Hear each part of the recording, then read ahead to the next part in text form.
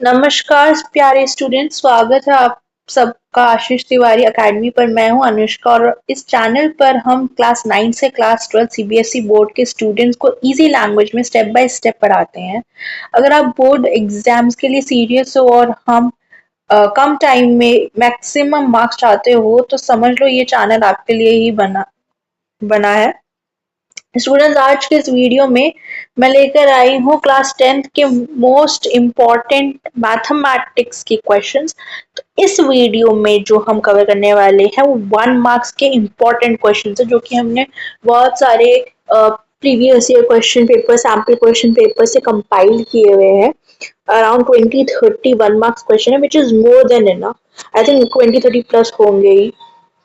And with answer आपको यहाँ पर सारी चीज़ें मिलेगी और पीडीएफ भी आपको मिल जाएगी। आंसर जो बोर्ड एग्जाम में डायरेक्ट या थोड़ा ट्विस्ट के साथ पूछे जा सकते हैं, तो उसके लिए भी इस वीडियो में आपको पूरी चीज़ें मिलेंगी। ये वो क्वेश्चंस हैं जो हर साल रिपीट होते हैं और जिनसे पेपर का 60-70 कवर हो जाता है। स्टूडेंट्स, अगर आप हमारे चैनल पर फर्स्ट टाइम विजिट कर रहे हो तो चैनल को सब्सक्राइब कर लीजिएगा एंड नोट्स के लिए हमारे व्हाट्सएप एंड टेलीग्राम चैनल को ज्वाइन कर लीजिए। लिंक आपको डिस्क्रिप्शन में मिल जाएगा। So let's start. तो एज आई डिस्कस, यहाँ पर हम करने जा रहे हैं मोस्ट इम्पॉर्टेंट क्वेश्चंस का डिस्कशन। ठीक है, पहले हम यहाँ पर शुरुआत करने जा रहे हैं 1 मार्क्स के क्वेश्चन से। आपको ये सेम पीडीएफ जैसे मैंने आपको पहले बताया हमारे व्हाट्सएप और टेलीग्राम चैनल पे मिल जाएगी। ठीक है, तो हम शुरुआत करेंगे एक इजी क्वेश्चन से। क्वेश्चन में क्या बोल रहा है आप देखेंगे। कह रहा है if p-1 p+1 and 2p+3 ये एक AP है, तो हमें बताना वैल्यू ऑफ p क्या होगी। सबसे इजी क्वेश्चन है, हमें पता है अगर कोई चीज़ ये AP में होता है तो कॉमन डिफरेंस सेम होगा, यानी इसका और इसके बीच में जो डिफरेंस होगा वह सेम होगा। किसके बीच में? इसके और इसके बीच का जो डिफरेंस है। ये तो हमारा बहुत बेसिक सी कॉन्सेप्ट है। तो since p-1 p+1 and 2p+3 are in AP, the difference, यहाँ पर मैं शॉर्ट फॉर्म यूज़ करूँ, पेपर में आपको शॉर्ट फॉर्म यूज़ नहीं करनी है। मैं 1 मार्क्स को भी थोड़ा ओवर एक्सप्लेन कर रही हूँ, जस्ट इन केस जिन लोगों को छोटे छोटे कॉन्सेप्ट्स भी क्लियर नहीं हो, एटलीस्ट 1 मार्क्स वाली चीज़ों में पास हो जाए। डी का मतलब यहाँ पर मैं बता दूँ, डी का मतलब यहाँ पर हमारा कॉमन डिफरेंस।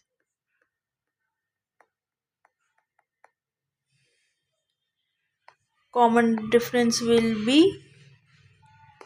सेम। ठीक है, हमारा कॉमन डिफरेंस यहाँ पे सेम होगा। तो हम यहाँ से क्या लॉजिक लगा सकते हैं कि जो 2p+3 है माइनस p+1, जब भी ऐसी चीज़ हो ना माइनस लगा के ना, ये ब्रैकेट लगाना मत भूलना, ब्रैकेट लगा लेना। तुमको ये बिलीव नहीं होगा, इस चीज़ के भी मार्क्स कट जाएंगे ब्रैकेट ना लगाने के, क्योंकि चेकर ढूंढेगा तुम्हारी मिस्टेक। अगर बाई चांस मान लो तुमने पूरा पेपर जो है सही कर रखा है और ये चीज़ की गलती करेगा, देयर आर चांसेस, डिपेंड करता है चेकर पे भी। वैसे तो अगर तुमने इसके बाद आंसर सही लिखा तो बहुत लीस्ट पॉसिबिलिटी है कि जो चेकर होगा तुम्हारा मार्क्स काटेगा, बट ऐसे लिखोगे तुम्हारे मिस्टेक्स होने की चांसेस भी कम हो जाएगी। तो ये हमने लिखा है, ये this will be equal to p+1 minus p-1। ठीक है, अब हमने इसको सॉल्व करना है। तो देखो 2p+3 माइनस p-1, अंदर जाके माइनस माइनस हो जाएगा। p+1 माइनस p, अब ये अंदर माइनस था और बाहर माइनस है, तो ये +1 हो जाएगा। अब देखो इसमें से देखते हैं हम क्या क्या काट सकते हैं। p माइनस p काट दिया, यहाँ पर बचा 2। यहाँ से कुछ कट सकता है, यहाँ से तो कुछ कट नहीं सकता। 2p और माइनस p बचा, यहाँ बचा +2। अब ये +2 इधर चला जाएगा तो p is equals to 2 minus 2 which means p is equals to 0। p equals to 0 है तो इसका मतलब हमारा आंसर होगा 0। हमारी p की वैल्यू आई है 0। नेक्स्ट है ये ग्राफ वाला, इस पर थोड़ा बाद में आते हैं। अब हम करने जा रहे हैं नया टाइप का क्वेश्चन। ये हमारा है, मतलब इसको आप कह सकते हैं जर्नल क्वेश्चन है। इसका आंसर आपको पता ही होना चाहिए, मतलब पता नहीं होना चाहिए, but it's like prime number से रिलेटेड है। ये आगे कॉम्पिटिटिव एग्जाम्स में भी बहुत यूज होता है। अब इसके लिए आपको मैं एक चीज़ बता दूँ, तो आपको क्या चीज़ अपने दिमाग में रखनी है। देखो, अगर प्राइम नंबर है, अगर मैं बात करूँ, I am assuming, let us assume, अगर देखो, अगर ये चीज मान लो बाई चांस 2 नंबर में आ रहे हो तो तुम कैसे करोगे। Let us assume p is a prime number. p क्या है, एक प्राइम नंबर है। तो इसके फैक्टर्स क्या होंगे, ठीक है। तो इसके जो इसके दो फैक्टर्स होंगे हमेशा। तो इसके वो दो फैक्टर्स क्या है, देखो यहाँ पर कॉन्सेप्ट पे फोकस करो। एक नंबर का है, इस पर ज्यादा टाइम वेस्ट करने का सेंस नहीं बनता। एक तो एक नंबर रहेगा, क्योंकि p जो है वो 1 की टेबल में भी आएगा। हर नंबर 1 की टेबल में जरूर आता है। और जो दूसरा फैक्टर होगा वो p होगा। वो नंबर खुद प्राइम नंबर वही तो होते हैं जो अपने सिर्फ अपनी टेबल में आते हैं और 1 की टेबल पे आता है। जैसे 2 है, 2 प्राइम नंबर है, ये और किसी की टेबल में आता है नहीं। ये नंबर सिर्फ 2 की टेबल में आता है और अपना 1 की टेबल में आता है, और किसी और की टेबल में ये नहीं आता है, ठीक है। तो सेम वही है। अब तुम्हें नंबर से समझना, नंबर से समझ लो, बट अगर बाई चांस मान लो ये क्वेश्चन 2 नंबर में आ रहा है तो तुमको ऐसी वेरिएबल लेकर चलना पड़ेगा, ऐसे अल्फाबेटिकली तुमको समझाना पड़ेगा। लेकिन अब देखो क्वेश्चन क्या बोल रहा है, जो क्या है, total number of factors of the square of a prime number is, वो हमसे फैक्टर पूछ रहा है, प्राइम नंबर के फैक्टर नहीं पूछ रहा, वो प्राइम नंबर के स्क्वायर के फैक्टर पूछ रहा है। जहाँ क्योंकि हमने यहाँ पे p माना था, हम p स्क्वायर की बात करेंगे, ठीक है। अब देखो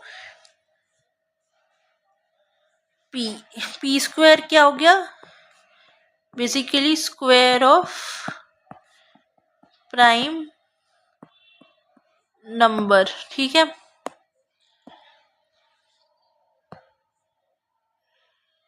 एक सेकेंड रुको, अरे यार एक तो यहाँ पर ये इसका सिस्टम ही थोड़ा, इस चीज़ का सिस्टम ही थोड़ा अलग है। एडजस्ट साइज कर लेते हैं, ठीक है। हाँ, आते हैं मार्कर पे। हाँ, तो हम कर रहे थे p का स्क्वायर। अब p के स्क्वायर के फैक्टर्स क्या होंगे, p के स्क्वायर के फैक्टर्स होंगे 3। क्या क्या होंगे वो फैक्टर्स, एक तो 1 होगा, एक p होगा, एक p स्क्वायर भी होगा। अब देखो मैं ऐसा क्यों बोल रही हूँ, ये चीज रट लो, पेपर में 1 मार्क्स का आ रहा है, सीधा कुछ नहीं, ये चीज याद रख लो, तुम्हें आता होगा तो तुम डायरेक्ट आंसर में यहाँ क्या लिख के आ जाओगे, 3। पर अब इसका लॉजिक समझते ऐसा क्यों है। लॉजिक सबसे इजीली तुम लोगों को समझाने का क्या है, एक प्राइम नंबर का एग्जाम्पल लेते हैं। तो अगर मैं बात करूँ, फॉर एग्जाम्पल यहाँ मैंने ले लिया है प्राइम नंबर 3, मैंने ले लिया है प्राइम नंबर 3। अब देखो, अभी स्क्वायर पे मत जाओ, पहले तुम प्राइम नंबर पर 3 के क्या फैक्टर होते हैं, एक 1 हो गया, एक 3 वो खुद हो गया। लेकिन मैं अगर 3 के स्क्वायर की बात कर रही हूँ, 3 का स्क्वायर क्या होगा, 3 इंटू 3, 3 इंटू 3 इज 9। 9 के क्या क्या फैक्टर्स है, एक तो 1 हो गया, एक 3 की टेबल में आता है और एक अपनी टेबल पे आता है। वही तो ये चीज मैंने यहाँ लिखी है, ठीक है। तो यहाँ पर भी सेम लॉजिक काम कर रहा है, ठीक है। यहाँ पर भी हमारा सेम लॉजिक काम कर रहा है, ठीक है। अगला क्वेश्चन क्या है, अगला क्वेश्चन हमें कह रहा है कि जो वैल्यू है k की, for which the pair of linear equation is this and this, और कह रहा है इन इक्वेशंस का नो सोल्यूशन है। तो हमसे पूछा k की वैल्यू क्या रहेगी। निहायत ही बकवास सवाल है, इस जैसे कितने सवाल तुम कर चुके होगे, तुमको खुद को नहीं पता चलेगा, फिर भी मैं बता देती हूँ क्या है। हमें दो इक्वेशंस दे रखे हैं। अब ये दो इक्वेशंस क्या है, ध्यान से देखेंगे। थोड़ा बड़ा कर लेते हैं स्क्रीन, थोड़ा छोटा कर दूँ ये, देखो के प्लस 1 x टू 1 माइनस के वाई इज इक्वल्स टू 15। ये हमारी पहली इक्वेशन है। हमारी जो दूसरी इक्वेशन है वो क्या है, that is 4y is equals to 3x minus 8। अब इस चीज का क्या है, हमें नो सोल्यूशन हमें दे रखा है, ये भी उसने बताया। अब देखो ये जो हमें ये चीज हम यहाँ मेंशन दे रखी है, जो दूसरी इक्वेशन है, इसको हम और किस तरीके से लिख सकते हैं, हम इसको लिख सकते हैं -3x plus 4y is equals to -8, या फिर हम इसको एक तरीके से और लिख सकते हैं, that is 3x minus 4y is equals to. Basically हम थोड़ा इसको बेटर फॉर्म ऑफ इक्वेशन में ला रहे हैं। हम इस वाली इक्वेशन पे फोकस करेंगे और हम इस वाली इक्वेशन पे फोकस करेंगे, ठीक है। अब दूसरी बात, कोई अच्छा कलर चुनते हैं, पर्पल पर्पल चुनते हैं हम। अब देखो जनरल इक्वेशन हमारी क्या है, जनरल इक्वेशन हमारी क्या है, देखो a1 x plus b1 y is equals to c1 and a2 x plus b2 y is equals to c2। ये हमारी दो हो गई अपनी, ये तो कलर ही सेम हो गया, ये हो गई हमारी दो इक्वेशंस। अब करना है हमने इक्वेशंस को कंपेयर, तो a1 is equals to k plus 1 आ जाएगा, a2 इज इक्वल्स टू 3 आ जाएगा, फिर b1 equals to 2 1 minus k आ जाएगा, b2 हमारा आ जाएगा -4, c1 हमारा 15 आ जाएगा, c2 हमारा 8 आ जाएगा। ये हमको पता है। अब हमारा नेक्स्ट स्टेप क्या होगा, इसको छोटा कर दूं थोड़ा, क्या बोलते हो, छोटा कर दूं? समझ आ ही रहे हैं तो ना, तुम्हें स्टेप्स छोटा कर देते हैं इसको।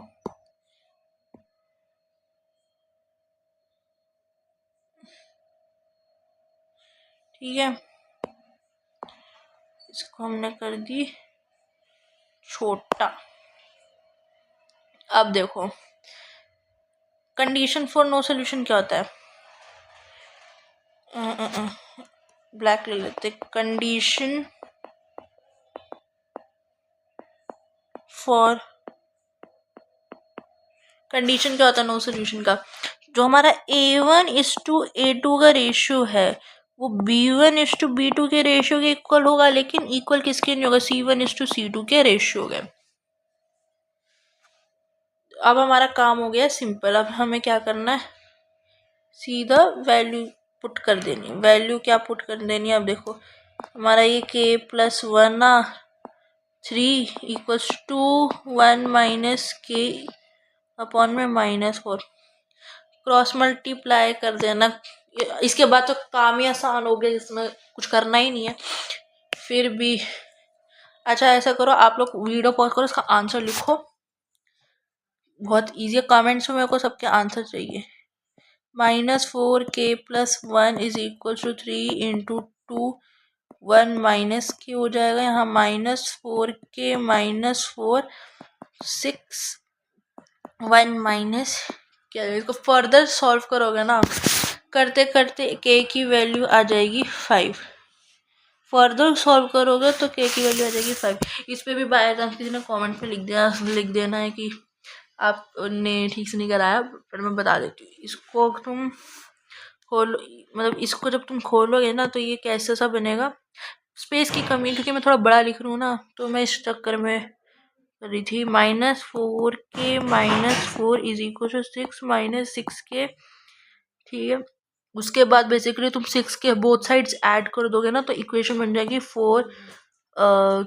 -4k plus 6k -4 equals to 6, 2k -4 is equal to 6, 2k equals to 6 + 4, फिर ये यहाँ पर ये 10 बन जाएगा, फिर इधर जाओगे डिवाइड में जाएगा तो 5 हो जाएगा, तो k की वैल्यू हमारी आ जाएगी, k की वैल्यू आ जाएगी हमारी 5, k की वैल्यू आ जाएगी हमारी 5।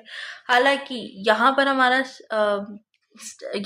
स्टेप नहीं होता है ख़त्म, हमें इसको बाद में वेरीफाई भी करना होता है। वेरीफाई हम कैसे करते हैं, जो हमारी ये वाली इक्वेशन है, ये b1 is not equal, b1/b2 is not equal to c1/c2, कौन एक सेकेंड ऐसा करते हैं,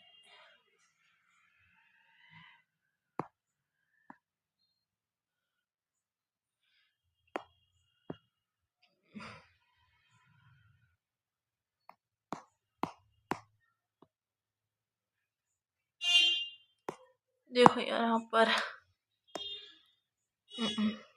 कहाँ पर हम यहाँ पर है ना ऐड पेपर करते हैं, यहाँ पर देखो इसके बाद ना हमको ना क्लैरिफाई भी करना है।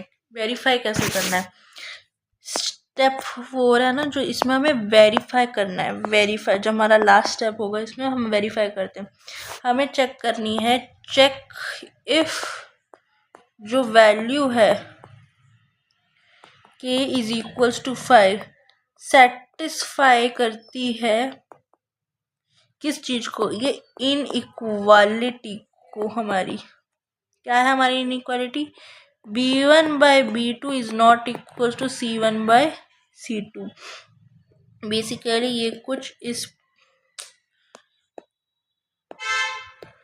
बेसिकली ये हमारी इक्वेशन कुछ होगी इस तरीके से।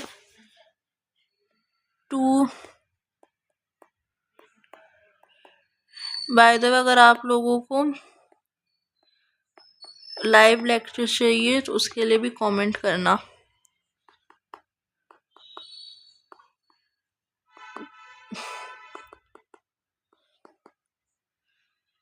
तो ये कट के कुछ 2 आ जाएगा, माइनस से माइनस भी कट जाएगा, और हमें पता है c1/c2 का रेशियो जो है वो हमारा है 15/8। अब देखो ये 2 है ना, ये it is not equal to 15/8, मतलब इनइक्वालिटी सेटिस्फाई कर रही है। इस स्टेप को भूलना नहीं है। अच्छा 1 मिनट, मैं इससे पहले भूल जाऊं तो हम इस क्वेश्चन को भी डिस्कस कर लेते हैं। देखो, इफ द फिगर शोन इस पॉलिनोमियल इक्वेशन, पॉलिनोमियल ग्राफ है, पैराबोला तो पॉलिनोमियल ग्राफ ही होगा, की इक्वेशन हमें ये दे रखी है, तो हमें बता रहा है देन हमें ये कुछ चीज़ दे रखी है, इनमें से हमें बताना कौन सी चीज़ ट्रू है कौन सी चीज़ फॉल्स है। मैं बता रही हूँ आप लोगों को कि इसका आंसर ए है। अब आते हैं ए क्यों है। ठीक है, पहली बात आप इक्वेशन देखिए सॉरी हाँ,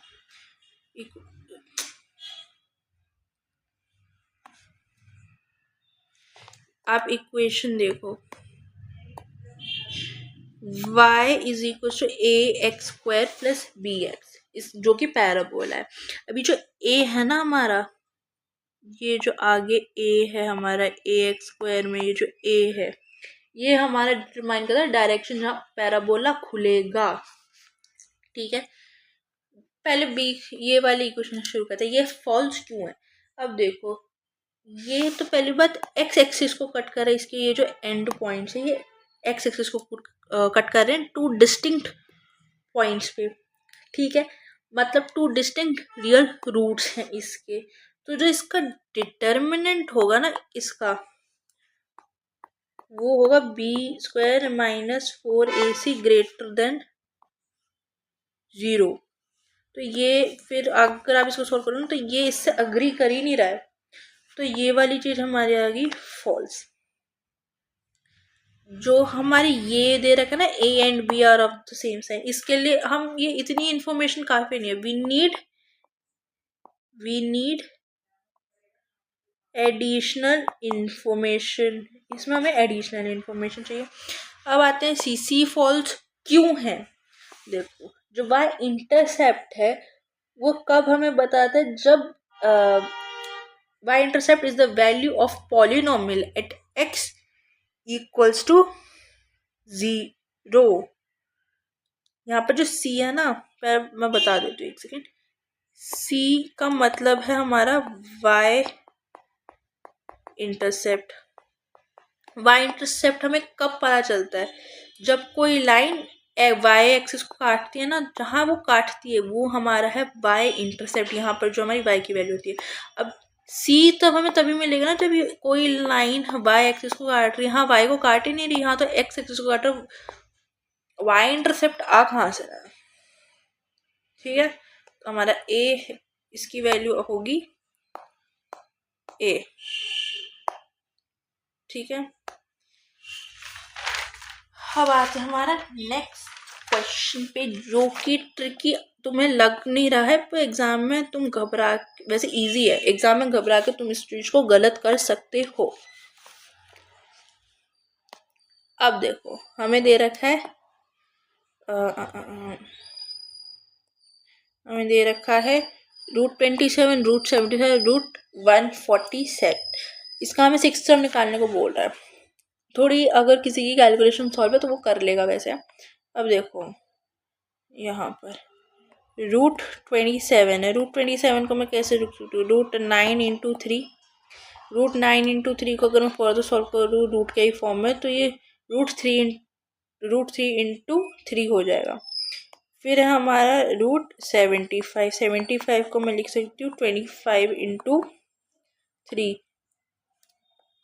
तो ये 5√3 में लिख सकती हूँ, क्योंकि ये तो हमारा परफेक्ट स्क्वायर है, ये भी हमारा परफेक्ट स्क्वायर है, तो ये इसका ये बाहर आ जाएगा, मतलब ये 3 बन के बाहर आ जाएगा, ये 5 बन के बाहर आ जाएगा। इतना तो हम सबको पता ही है।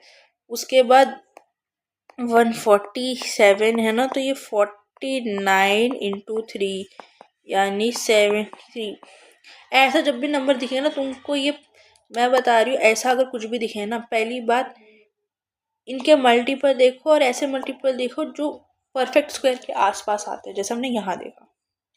ठीक है, अब देखो ये तो हमारा हो गया हमारा फर्स्ट टर्म, ये तो हमारा हो गया फर्स्ट टर्म।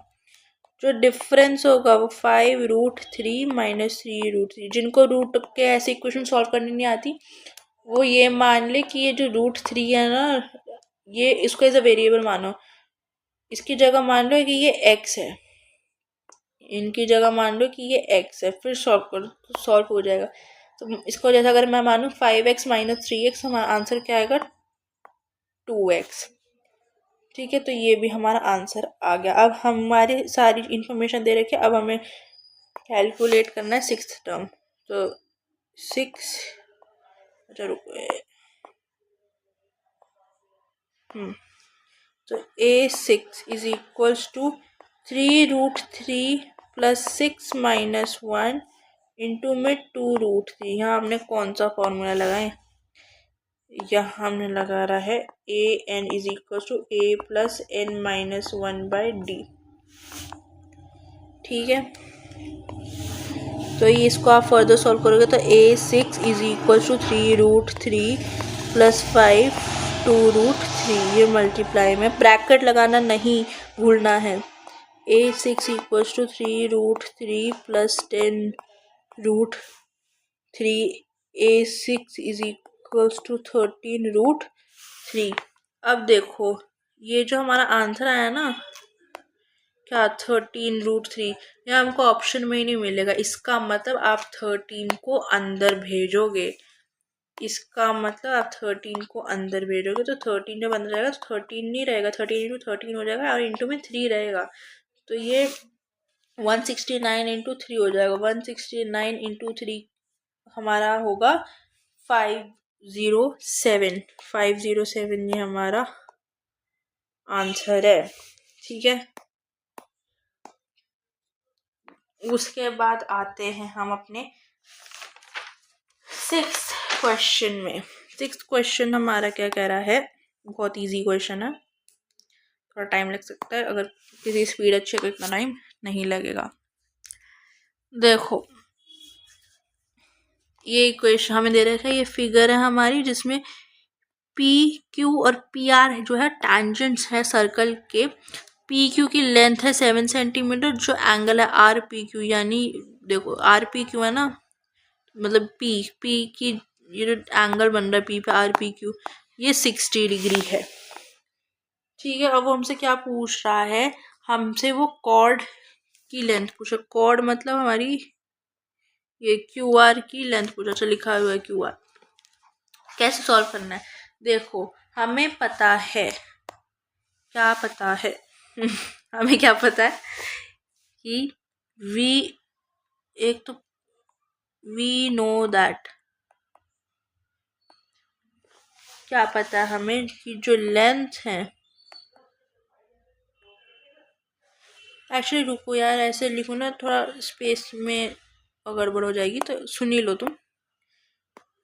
कि हमें पता है कि जो लेंथ होती है ना टेंजेंट्स की, अगर वो कोई एक्सटर्नल पॉइंट से ड्रॉ करे एक सर्कल के, तो ये दोनों की लेंथ ना सेम हो जाएगी। इसका मतलब क्या हुआ कि ये भी 7 सेंटीमीटर है। अगर ये 7 सेंटीमीटर है तो इसका मतलब क्या हुआ कि एक आइसोसेलेस ट्रायंगल है। अभी तक फिलहाल ये हमारे लिए आइसोसेलेस ट्रायंगल है, क्योंकि हमें क्यू आर की पता नहीं है। अब ये क्योंकि आइसोसेलेस ट्रायंगल है, तो जो ये जो साइड है ना, इन साइड्स की जो अपोजिट की जो एंगल्स है, यानी ये और ये भी सेम रहेंगे। ठीक है, तो फिर I am assuming, let us assume if this is x, this is also x. क्यों? क्योंकि एक आइसोसेलेस ट्रायंगल है फिलहाल के लिए, फिलहाल के लिए एक आइसोसेलेस ट्रायंगल है। तो हमें पता है ट्रायंगल की चारों साइड कितनी होती है, sum of all the angles of an triangle is 180 degree. देखो angle P Q R is equal to angle P R Q, right. तो angle R P Q plus angle P Q R plus angle P R Q is equal to 180। ठीक है, तो 60 plus angle P Q R plus angle P Q R, क्योंकि ये दोनों same है यहाँ से, राइट। तो it will be equal to 180 degrees. So 2 of angle PQR is equals to 180 minus 60. 2 of angle PQR is equals to 120. So it means angle PQR is equals to 60 degree, which means ये 60, ये 60, ये 60. That means, what does that mean? It means equilateral triangle है। Equilateral triangle मतलब सारी side equal है। Answer हमारा आ गया 7 centimetre. Answer हमारा आ गया 7 सेंटीमीटर्स। अगले क्वेश्चन पे बढ़ेंगे। ये क्वेश्चन हम सिमिलर ट्रायंगल के प्रिंसिपल पे चलता है। मैं लिख देती हूँ, सिमिलर ट्रायंगल के प्रिंसिपल पर चलेगा।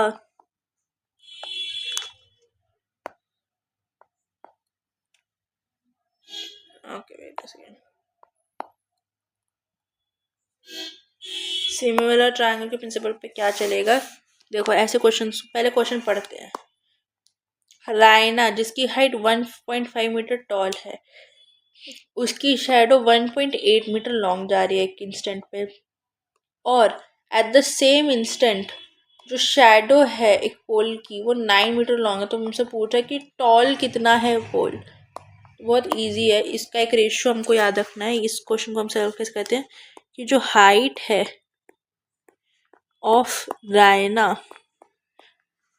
ऑफ द ऑब्जेक्ट मान लो, और इसकी जो शैडो होगी of Raina, will be proportionate to or will be equal to height of pole is to में shadow of pole. तो ये 1.5 अपॉन में 1.8 is equals to h upon 9. h की वैल्यू आप लाइक क्रॉस मल्टीप्लाई करोगे ना तो ये आएगा 7.5. ये तो बहुत इजी क्वेश्चन है. 7.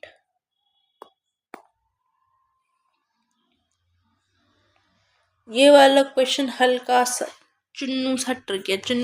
चलो एक इससे करना है, एक इजी क्वेश्चन और कर लो, उसके बाद उस चुन्नू से ट्रिकी क्वेश्चन में हम चलेंगे. ये हमारा वैसे ये हमारा 8th क्वेश्चन है, ये हमारा 9th क्वेश्चन है. और अभी हमें इतने सारे, देखो मैं आपके लिए इतने सारे क्वेश्चन लाई हूँ. देखो 88 स्लाइड्स तक जा रहे हैं क्वेश्चन, 88 के 87 मानो. और अभी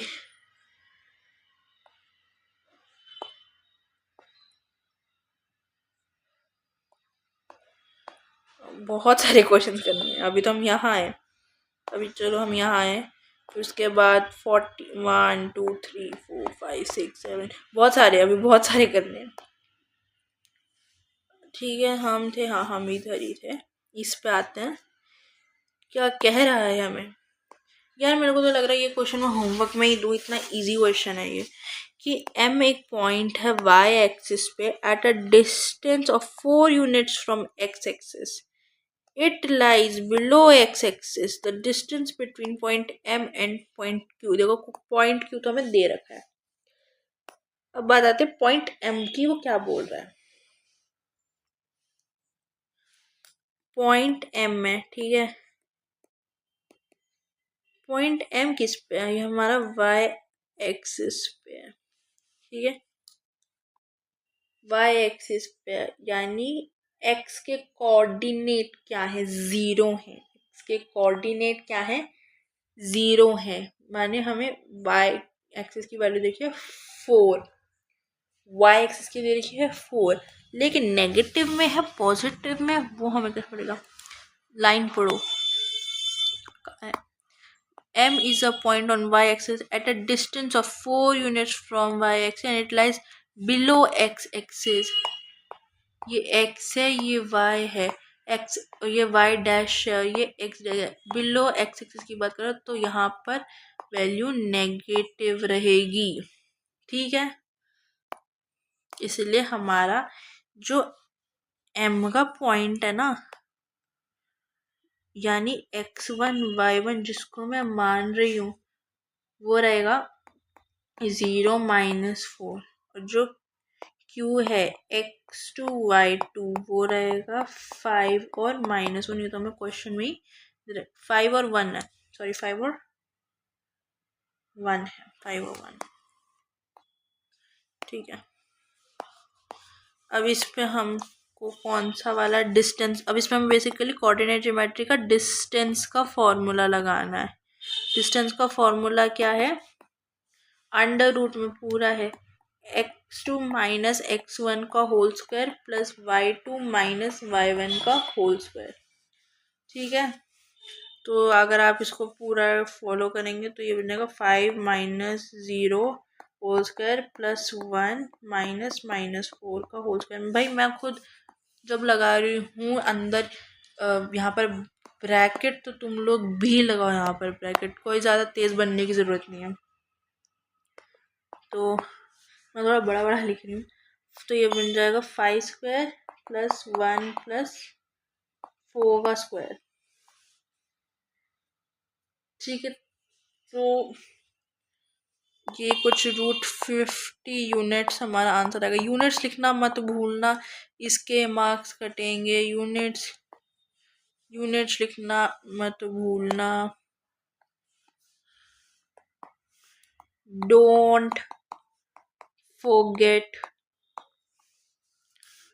to mention units. तो ये कुछ 50 यूनिट्स हमारा आंसर आ गया। ये था चुन्नू सा हमारा क्वेश्चन। अब आते हैं इस क्वेश्चन पे। वैसे देखो भाई ये वीडियो बहुत लंबी जाने वाली है, तो अच्छे से देखते रहना। हमने सिर्फ 10 क्वेश्चन में इतना टाइम लग गया है हमारा। ठीक है, कह रहा है कार्ड्स है, नंबर्ड है, 10 से 30 तक नंबर है। ध्यान से फोकस करना, यहाँ पर हाईलाइट कर देना। 10 से 30 are kept in a box and shuffled thoroughly. एक बॉक्स के अंदर रख लिया, उसको शफल कर दिया अच्छे से। रोहित ने एक कार्ड ड्रॉ किया है बॉक्स से रैंडमली। प्रोबेबिलिटी का सवाल है, ठीक है। क्या प्रोबेबिलिटी है कि जो नंबर होगा ऑफ द कार्ड वो मल्टीपल होगा 4 और 5 की। क्वेश्चन इजी है, पर एक चीज में तुम गलती कर सकते, वो है फेवरेबल आउटकम निकालने में और टोटल नंबर ऑफ आउटकम निकालने में। मतलब पूरा क्वेश्चन गलत होने की चांसेस हैं, पर मीडियम मॉडरेटली डिफिकल्ट में ये कैटेगरी में आ जाएगा हमारा। 1 मार्क क्वेश्चन। देखो टोटल नंबर ऑफ आउटकम्स कैसे निकालना है। टोटल नंबर ऑफ आउटकम्स ये कैसे निकलेगा।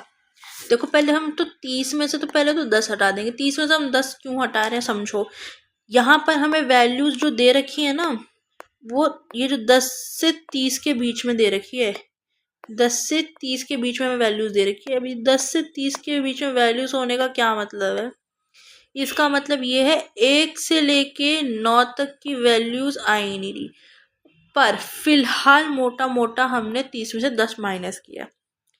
30 में से 10 माइनस हो, इसका मतलब हमने 10 को भी माइनस कर दिया। तो हम एक नंबर ऐड कर देंगे, क्योंकि हम नहीं चाहते कि 10 हमारा हट जाए, क्योंकि वो हमारे यहाँ पर मेंशन है कि 10 है। तो ये टोटल हमारा नंबर ऑफ आउटकम्स हो गए इतना। अब देखो 10 से 30 के बीच में मल्टीपल्स ऑफ 4 कितने हैं। मल्टीपल्स ऑफ 4 बिटवीन 10 to 30 कितने हैं हमारे। एक तो हो गया 12, फिर हो गया 16, फिर हो गया 20, फिर हो गया 24, फिर हो गया 28। मतलब 1 2 3 4 5, मतलब ये 5 आउटकम्स हो गए।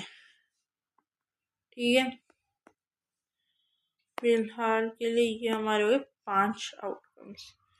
ठीक है, फिर मैं कह रही हूँ मल्टीपल्स ऑफ उसने 5 ही पूछा। मल्टीपल्स ऑफ 5 बिटवीन 10 to 30 कितने हो गए। एक तो 10 हो जाएगा, एक 15 हो जाएगा, 20 हो जाएगा, 25 हो जाएगा, और 30 तो हो गई। यहाँ पर भी कितने हो गए 5 आउटकम्स। यहाँ पर भी कितने हो गए 5 आउटकम्स। देखो लेकिन जब हम फेवरेबल आउटकम्स की बात कर रहे हैं ना, तो वो 5 + 5 - 1 = 9 रहेंगे। 9 क्यों रहेंगे, क्योंकि देखो 20 इसमें भी आ रहा है, 20 इसमें भी आ रहा है। तो हम एक जगह से एक माइनस कर देंगे, क्योंकि डबल इफेक्ट आ जाएगा। तो हमने एक इस चक्कर में यहाँ पर -1 किया है। ठीक है, अब तो आंसर इजी है। कैसे इजी है, हमें पता है प्रोबेबिलिटी कैसे होती है। टोटल आउटकम्स, यहाँ पर फेवरेबल आउटकम्स, तो ये कुछ हो जाएगा 9/21। 9/21। ठीक है, तो ये क्वेश्चन भी हो गया। ये तो चुन्नू सा मुन्नू सा हमारा क्वेश्चन है। देखो नेक्स्ट क्वेश्चन हमारा है क्या नाम, ट्रिग्नोमेट्री के ऊपर। हमें दे रखी है एक्स की वैल्यू दे रखी है हमारी पी कॉस क्यूब अल्फा, और वाई की वैल्यू दे रखी है क्यू साइन क्यूब अल्फा, और हमें ये दे रखा है। अब देखो इस इक्वेशन से जो मेरे को चीज़ समझ आ रही है, हम वैल्यू सब्स्टिट्यूट कर सकते हैं। देखते हैं सब्स्टिट्यूट करके आगे क्या होता है। हाँ, तो वैल्यूज़ में अगर सब्स्टिट्यूट करूँगी तो वैल्यूज़ क्या बन जाएगी, P cos cube alpha upon में पी ब्रैकेट पावर में 2/3 plus Q sine cube alpha Q 2/3। अब हमें इसको करना है सिंप्लीफाई। हम सिंप्लीफाई कैसे करेंगे? देखो पहला तो यहाँ पी से पी कट गया, क्यू से क्यू कट गया, हमारी वो होगी सिंप्लीफाई। कोई स्टेप हमें माइनस नहीं करना, जितना सिंप्लीफाई हो रहा है वो करते जाओ। कॉस क्यूब अल्फा, ठीक है, 2/3 plus sine cube alpha, alpha या हाँ अल्फा 2/3। ठीक है, अब हमको पता है पावर रूल। पावर रूल क्या है हमारा कि अगर ए की पावर बी है और उन होल की पावर सी है तो हम इसको ए बी सी भी लिख सकते हैं। लिख सकते हैं कि नहीं? हम इसको ऐसे लिख देंगे या स्पेस कम पड़ जाती है इसमें, यही दिक्कत है बस, और तो बाकी सब सही ही चल रहा है। अब देखो, अब मैं क्या करती हूँ, इसको थोड़ा सिंप्लीफाई करके लिखते हैं। जैसे कॉस, जैसे ये 3 × 2/3 मैं इसकी पावर में लिख सकती हूँ और यहाँ अल्फा आ जाएगा नीचे, प्लस साइन 3 × 2/3 अल्फा, ठीक है।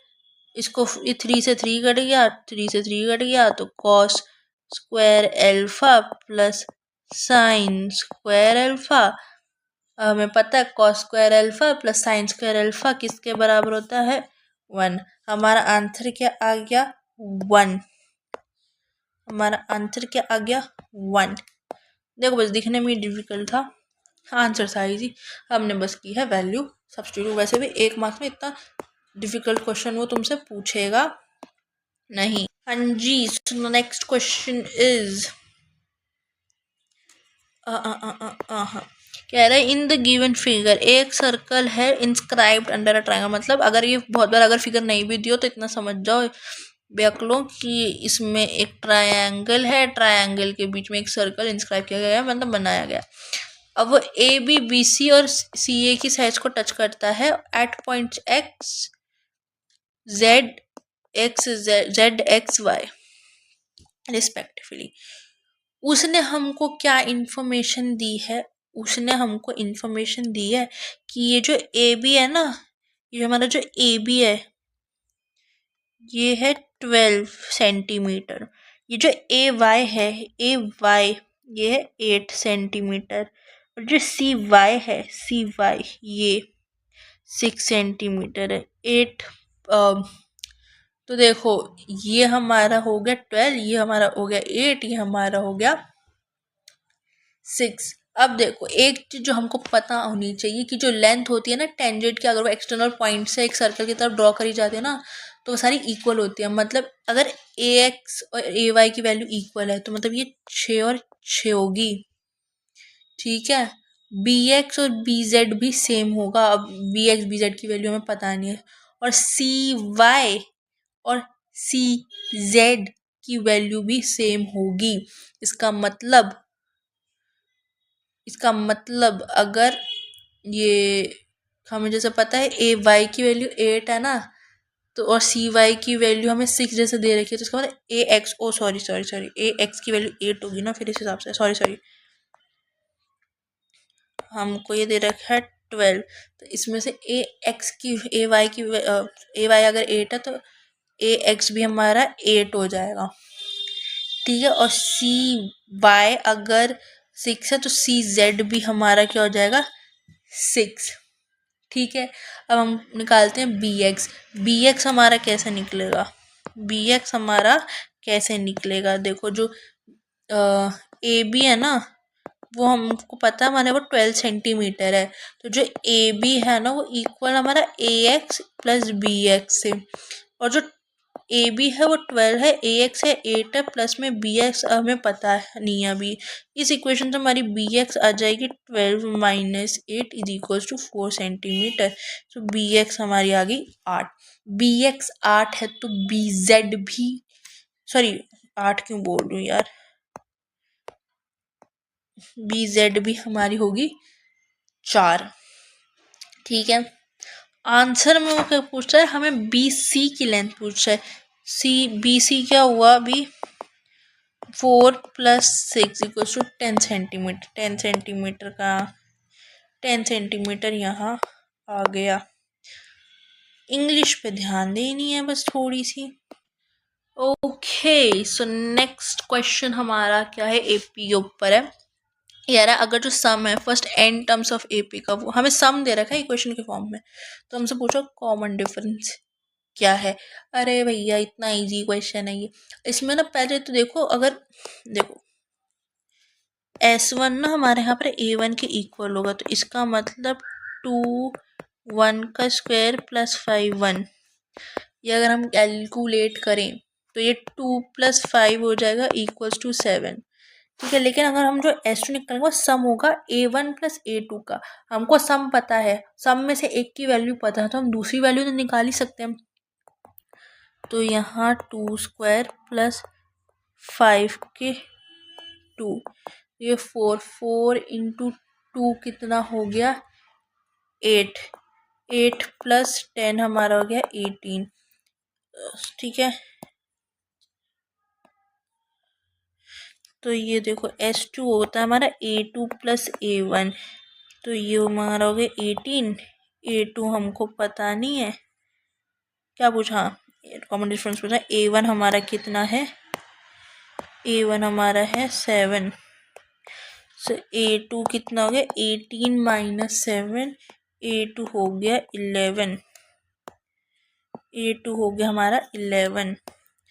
सो हमारा जो क्या होता है कॉमन डिफरेंस क्या होगा A2 - A1, तो यानी 11 - 7 यानी कि 4 हमारा हो जाएगा कॉमन डिफरेंस। 4 हमारा है कॉमन डिफरेंस। क्वेश्चन में बोल रहा है कि जो न्यूमेरिकल वैल्यू है ना of area of a circle is equal to that of the perimeter of semi circular disc both having equal radius. Radius क्या है, इक्वल है। कोई और कलर से करते हैं, इक्वल रेडियस। तो रेडियस क्या होगी, इसके लिए फॉर्मूला बेस्ड क्वेश्चन है, इसमें ज़्यादा कुछ होता नहीं है। तो ये हमको ये हमें इंफॉर्मेशन हमें दे रखी है। ठीक है, अब हमको करना है क्वेश्चन सॉल्व। अब देखो रेडियस क्योंकि दोनों की सेम है, तो हमने जो वेरिएबल है वो भी छोटे आर ही रखे हुए हैं। तो अगर मैं इससे और इससे ये थोड़ा कट जाएगा, तो πr = r + 2 हुआ। इसको फर्दर सॉल्व करेंगे तो ये r = पाई + 2, ये थोड़ा ठीक से लिख देते हैं,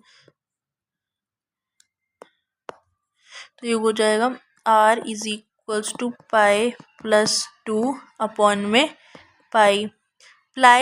अभी जो पाई, अब देखो यहाँ पर एक्स्ट्रा ऑप्शन में दे रखा होगा ना, हाँ तो ये रहा ना ऑप्शन में, आगे सॉल्व करने की ज़रूरत ही नहीं है। कभी कभार रुक जाया करो, मैं आगे सॉल्व करने वाली थी, हालांकि कुछ इन्फॉर्मेशन दे नहीं रखी थी। यही हमारे क्वेश्चन का आंसर है। ठीक है, अरे भैया हम पूरा वो बता चुके थे और हमने देखा कि वीडियो पॉज में थी, तो मैं बता दूं बहुत इजी सा क्वेश्चन है। चल रही है ना वीडियो इस बार, हाँ चल रही है। तो देखो भाई, जो डाइस हमने थ्रो करी है उसका प्रोडक्ट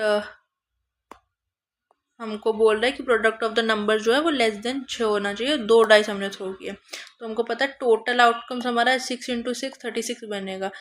अब वो पूरा तुम्हें मैप बनाना टोटल आउटकम्स का, तो तुम मैप बना लो, या तो शुरुआत में ही कहीं छुपा के बना लो, या फिर पेपर के मतलब रफ वर्क पे बना लो वो पूरा, फिर तुम्हारे थोड़ा इजी हो जाएगा। या फिर थोड़ा मेरी तरह जहाँ पर दिमाग लगा लो, क्योंकि ज़्यादा डिफिकल्ट है नहीं, वैसे भी 1 नंबर का है।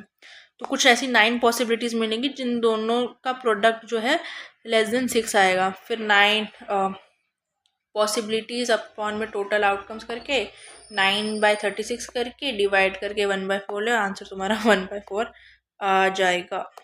अरे भाई बहुत डर लगता है जब ऐसे वीडियो पॉज हो जाती है ना, क्योंकि मेरे को भी थोड़ा बोलते बोलते ब्रेक चाहिए होता है। हमको क्या बोल रहा है, कह रहा है find the value of 10 alpha over 10 beta इस फॉलोइंग डायग्राम से। अगर हमें दे रखा है जो R/S और S/Q का रेशियो ना वो 1:2 का दे रखा है, ठीक है। तो हमसे वो पूछ रहा है 10 अल्फा अपॉन में 10 बीटा की वैल्यू।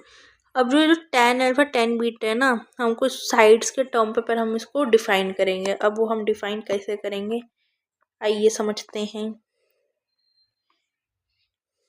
देखो tan अल्फा की बात करो ना, वो PR अपॉन में RS के इक्वल होगा। देखो ट्रायंगल देखो तुम, कहाँ गया ट्रायंगल, हाँ PRS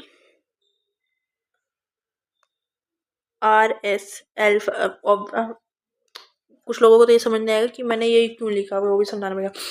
अल्फा इधर दे रखा है, बीटा इधर दे रखा है, तो 10 अल्फा इस ट्रायंगल में डिफाइन रहेगा, और जो हमारा 10 बीटा होगा वो बड़े वाले ट्रायंगल पे, सॉरी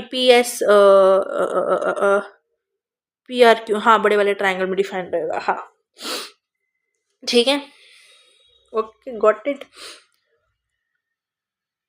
10 अल्फा की वैल्यू हमने PR अपॉन RS की, ये तो समझ आया ना, पंडित बद्री प्रसाद हर हर बोले करके उससे हमने ये निकाल लिया है वैल्यू, ठीक है। मैं वो भी लिख दूं क्या, तुम लोगों को वो भी समझ नहीं आएगा। यहाँ पर देखो पंडित बद्री प्रसाद हर हर बोले, याद है ना, या वो वाला फॉर्मूला हमने यूज करा। तो PR और RS perpendicular upon hypotenuse, perpendicular hypotenuse कर, सॉरी हाइपोटेन्यूज बोल रही है, परपेंडिकुलर अपॉन में बेस, परपेंडिकुलर अपॉन में बेस से हमने ये निकाला है, ठीक है। ये आ गया। अब हम tan बीटा, एक तो तब बोल देते ना बीच में, तुम खुद ही कंफ्यूज हो जाते तुम क्या बोल रहे हो। PR अपॉन में RQ, ठीक है, ये हमको पता है। अब 10 अल्फा अपॉन में 10 बीटा अपने को निकालना है, तो PR मैं बस वैल्यू सब्स्टिट्यूट करूँ, RS होल का PR अपॉन में RQ। अब इसको जब हम फर्दर सॉल्व करें ना, ये जो नीचे वाली वैल्यू है ये ऊपर आ जाएगी और रेसिप्रोकल में आएगी। अगर फ्रैक्शन डिनोमिनेटर में होता है तो ये मल्टीप्लाई तो हो जाएगा, पर मल्टीप्लाई होगा रेसिप्रोकल होकर, ठीक है। तो ये हम कैसे आ जाएगा, इसको आप फर्दर सॉल्व करोगे ना, तो ये कुछ ऐसे नीचे है जगह, चलो थोड़ा ऐसे ही समझो। PR अपॉन में RS इंटू में RQ अपॉन में PR, ठीक है। अब देखो PR इधर भी है, PR इधर भी है, इन दोनों को काट दो। RQ अपॉन में RS बचा, RQ अपॉन में RS, RQ अपॉन में RS भी। हमें पता है RS/2 में SQ का रेशियो ना वो 1:2 का है। तो RQ मतलब ये अगर 1x है ना, तो ये 2x है, तो ये पूरा ये जो RQ है ना, ये क्या हुआ, RQ हमारा क्या हुआ, RQ हमारा हो गया 3x, मतलब ये 1x/2x समझो इसे, इस/2x अगर हम इसको समझे तो, ठीक है। इतना समझ आया। अब वो कह रहा है 10 अल्फा अपॉन में 10 बीटा की वैल्यू, RQ की वैल्यू क्या है, इसको मैं ऊपर ले जा रही हूँ।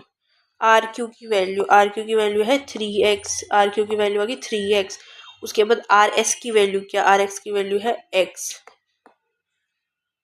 तो हमारी R की वैल्यू 3 आ गई ना, हाँ 3 आ गई, ये लो हमारी वैल्यू आ गई 3। हाँ रिकॉर्डिंग चालू है ना, हाँ देखो A पॉइंट हमें दे रखा है, C पॉइंट हमें दे रखा है, ये दो ऑपोजिट साइड्स हैं वर्टिसेस के, opposite vertices of a parallelogram ABCD, ठीक है, और इनके डायगोनल इंटरसेक्ट करते हैं P पे। जो रिलेशनशिप पूछ रहा है ए और बी के बीच का रिलेशनशिप, बताओ ए और बी क्या है? ये बड़े वाले की बात हो रही, छोटे वाले की बात हो रही है, ए और बी के बीच के रिलेशनशिप का। एक पैरेललोग्राम में ना जो डायगोनल होते हैं वो बाइसेक्ट करते हैं एक दूसरे को। इसका मतलब क्या, जो पॉइंट पी है ना वो मिड पॉइंट है डायगोनल का, डायगोनल AC के बीच का हमारा मिड पॉइंट है, ठीक है। यहाँ पर हमारा क्या यूज हो रहा है, यहाँ पर हमारा यूज होगा, अरे यार, यहाँ पर हमारा यूज होगा मिड पॉइंट थ्योरम, ठीक है। कैसे यूज होगा, अब ये जो P है ना AB x1 + x2 अपॉन में 2 y1 + y2 अपॉन में 2, ठीक है, using mid point formula, okay. अब हमें A के कोऑर्डिनेट हमें दे रखे हैं -4/5, B के B बोल रहे हैं, C के कोऑर्डिनेट हमें दे रखे हैं 8/2। अब A की वैल्यू कैसे की, -4 + 8/2 = 4/2 = 2। B की वैल्यू कैसे आएगी, 5 + 2/2 = 7/2 = 3.5, ठीक है। अब वो हमसे पूछा रिलेशनशिप बताना है ए और बी के बीच में। हमारे पास आ गई वैल्यू, ए की वैल्यू आ गई, बी की वैल्यू आ गई, ठीक है। अब हमें रिलेशनशिप फाइंड करने के लिए we can express b in terms of a. B को हम ए के टर्म्स में हम डिफाइन कर सकते हैं। कैसे बी को हम ए के टर्म में क्यों डिफाइन कर सकते हैं, b is a bigger value ना, तो हम उसके कैसे मैं बताती हूँ कैसे डिफाइन करेंगे, एक सेकेंड कलर चेंज करूँगा। जो बी है वो 3.5 है, ठीक है। 3.5 दो ज़्यादा है, 2 मोर देन 1.5। 1.5 क्या है, ए की वैल्यू है, so B is equals to A plus 1.5, sorry A है 2 की वैल्यू, सॉरी 2 है ए की वैल्यू, जो भी है 2, हाँ 2 है ए की वैल्यू। इतना एडजस्ट कर लो बेटा, इतना बोल बोल के थक गई हूँ। ए बी ऑप्शन का है, ओके ओके। कह रहा है एक पेरीमीटर है of a square is equal to that of a circle, जो रेशियो बोल रहा है दोनों के एरियाज के बीच में। ऐसा क्वेश्चन इतनी बार हमने क्या, आई थिंक सिमिलर एनसीईआरटी में भी है। देखो 4a perimeter of square is equal to perimeter of circle, ठीक है। कह रहा है तो हमें ये इन्फॉर्मेशन दे रखी है, तो कह रहा है यहाँ से हम और क्या निकाल सकते हैं।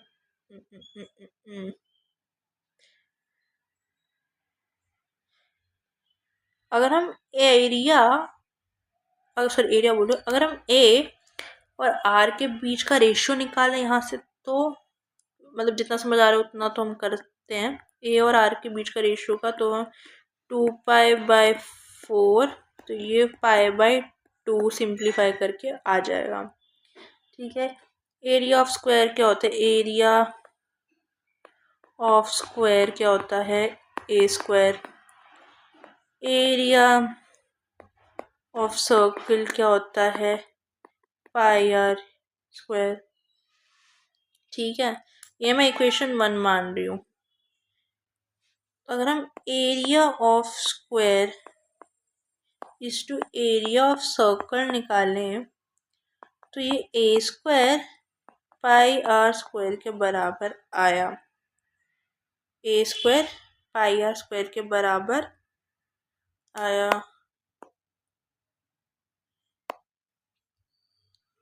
इसको मैं और कैसे लिख सकती हूँ, इसको मैं लिख सकती हूँ 1/π a/r का होल स्क्वायर। अगर मैं इस वाली और इसको मैं बोल दूँ ये मेरी है, ये मेरी इक्वेशन 2 आ गई। अगर मैं इसको इसमें पुट कर दूँ तो आएगा 1/पाई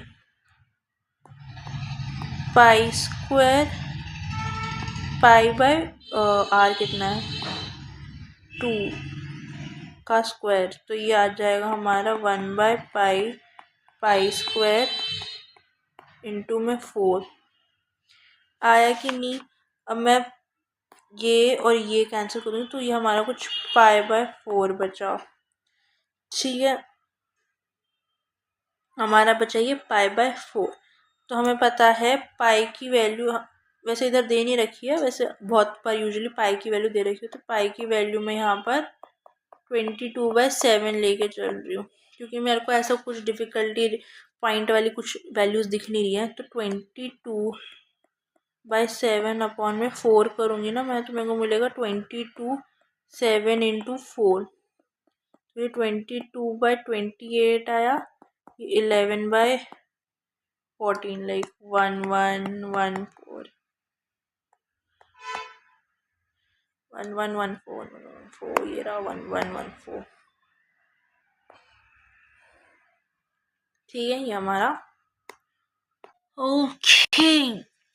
ये रहा है जो length of a string of a kite flying 50 meter above the ground with an elevation of 60 degree is length of the string हमें बता रहा है। ये जो प्रॉब्लम है ना, इसमें हमको वो स्ट्रिंग की लेंथ पूछ रहा है। स्ट्रिंग की length is what does it mean, hypotenuse हमसे पूछ रहा है। क्योंकि आप खुद समझो ना, अगर एक काइट है, अगर आप कहीं से भी, काइट कभी ऐसे सीधी ऐसे मतलब ऐसे सीधी नहीं रहती, ऐसे ऐसे ऐसे, तो इसको तो भूल ही जाओ।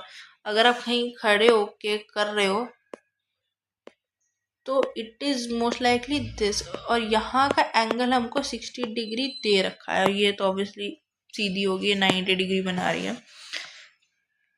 तो अगर पंडित बद्री प्रसाद हर हर बोले यूज़ करेंगे, आपको पता लगेगा साइन थीटा हमको उसकी वैल्यू बता सकता है। तो हमें पता है साइन थीटा जो है विल बी अपोजिट साइड जो भी है उसकी अपॉन में हाइपोटेन्यूस। ठीक है, अब देखो जो हाइट हमें दे रखी ना, हाइट क्या है, height of the kite above the ground, हमें हाइट दे रखी है, height of the kite above the ground. ये इतना गंदा लिख रही हूँ ना मैं, इसको इससे बड़े काट ही दूँ, ये तो ऊपर क्वेश्चन में लिखा, मैं हाईलाइट कर देती हूँ। The length of the kite flying 50 metre above the ground with an elevation of 60 degree. पहली बात, ये जो हमें दे रखा है ना, ये हाइट है, ठीक है, 50 मीटर्स हमें दे रखी है, एंगल हमें 60 डिग्री दे रखा है।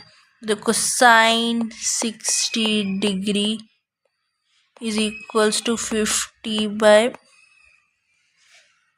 L मतलब स्ट्रिंग की लेंथ मान रहा है हाइपोटेन्यूस को। साइन 60 पे कितना होता है, ये तो वैल्यू तुमको रटी होनी चाहिए, 3/2। ये 50 लेंथ ऑफ स्ट्रिंग हमें पूछ रहा है। अभी हमें रूट सी की वैल्यू हमें एग्जैक्ट पॉइंट में दे नहीं रखी, यहाँ पर दे रखा, तो हमें ज़्यादा कुछ सॉल्व करने की ज़रूरत नहीं है। तो आप इसको सॉल्व करोगे तो क्रॉस मल्टीप्लाई करके L into √3 is equal to 50 into 2, so L की वैल्यू 100/√3m आ रही है। √3m 100/√3m, option number A। Okay, so question है कि एक स्क्वायर लॉन है of side 8 metre inside a circular park, उसका रेडियस हमको दे रखा है 20 metre. Mister Joseph wants to plant a sapling in the park probability क्या है? That he can plant it outside the lawn. Wow, अच्छा question है, इंटरेस्टिंग क्वेश्चन है। चलो सॉल्व करते हैं। देखो, पहली बात, हमको स्टेप 1 हमारा क्या होना चाहिए? हमको पहले total area of the circular park हमें निकालना है। अब जो टोटल एरिया है ना, जहाँ सैपलिंग पार्क प्लांटेड कर सकते हैं हम, वो है area of the circular park. ठीक है। अब जो देखो, जो रेडियस है हमें 20 मीटर, हाँ, रेडियस 20 मीटर हमको दे रखी है। उसके बाद अगर हम एरिया ऑफ सर्कल निकाले, जैसे ये एरिया है, एरिया ऑफ सर्कल क्या हो जाएगा? पाई इंटू 2r², पाई r² होता है ना, लाइक पाई r² लिख देती हूँ भाई, वरना इस पे भी बच्चों को प्रॉब्लम होने लग गई। 400 पाई, देखो आंसर मैं पाई की वैल्यू नहीं डाल रही हूँ, क्योंकि पाई में देखो ऑप्शंस में पाई दे रखा है, पाई m²।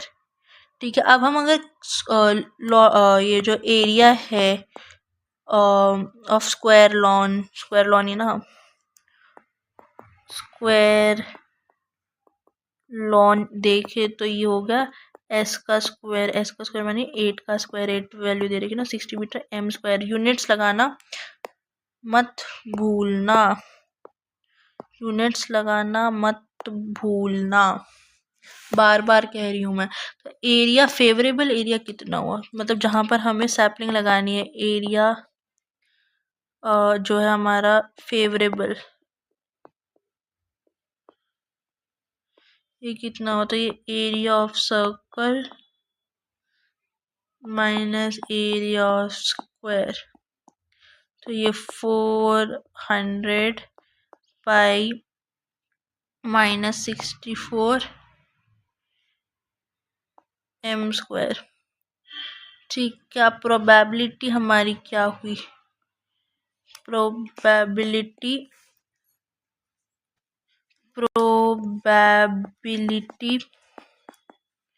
Is equal to area जो हमारा फेवरेबल है अपॉन में एरिया ऑफ सर्कल। तो ये 400 पाई माइनस 64 आ जाएगा अपॉन में 400 पाई। ऐसा ऑप्शन दे रखा है क्या? क्योंकि इससे ज़्यादा हम सॉल्व कर नहीं पा रहे हैं। और आई थिंक ऑप्शन डी है। हाँ, डी है हमारा, ऑप्शन डी हमारा आंसर है। तो घबराना नहीं है, ठीक है, घबराना नहीं है। अरे यार, ओके, तो मैंने अभी नया क्वेश्चन डाला है असर्शन एंड रीजन बेस्ड का, जो कि आता है क्वेश्चन, और बहुत स्टूडेंट्स को डिफिकल्टी भी लगती है, क्योंकि it's a new form of question. Okay, 19 and 20 हमारा 19 क्वेश्चन है, 20 क्वेश्चन है, डायरेक्ट पेपर से उठाया हुआ है, असर्शन रीजन बेस्ड है। ऑप्शन पढ़ लेते हैं। ए का मतलब है both assertion and reason are true and R is the correct explanation for A. Both assertion and reason are true, लेकिन आर जो है करेक्ट एक्सप्लेनेशन नहीं है। या तो ए इज ट्रू लेकिन आर इज फॉल्स है, फिर ए इज फॉल्स या आर इज ट्रू है। असर्शन पढ़ते हैं। In the given figure a toy is in the form of cylinder surmounted bye a hemisphere, यानी ये सिलेंडर है, इसके ऊपर एक हेमिस्फीयर भी है। Of the same radius, radius same है, मतलब दोनों का रेडियस सेम है। इफ जो रेडियस है ऑफ द सिलेंडर 3 सेंटीमीटर और उसकी हाइट 7 सेंटीमीटर है, तो volume of the toy is 81 pi centimetre cube. जो वॉल्यूम है of the given solid is the sum of the volume of the cylinder and of the volume of the hemisphere. देखो, technically मेरे को तो थोड़ा सही सा लग रहा है, लेकिन हम सॉल्व करके देखेंगे। अरे यार, एक तो ये इधर आते हैं। देखो, वॉल्यूम सिलेंडर की कितनी है, तो वॉल्यूम ऑफ सिलेंडर कितना होता है, मतलब पाई r² इंटू एच। सो ये पाई इंटू 3 का स्क्वायर इंटू 7, यही है ना वैल्यू, 7 हाइट, हाँ 3 सेंटीमीटर रेडियस है, हाँ ठीक है।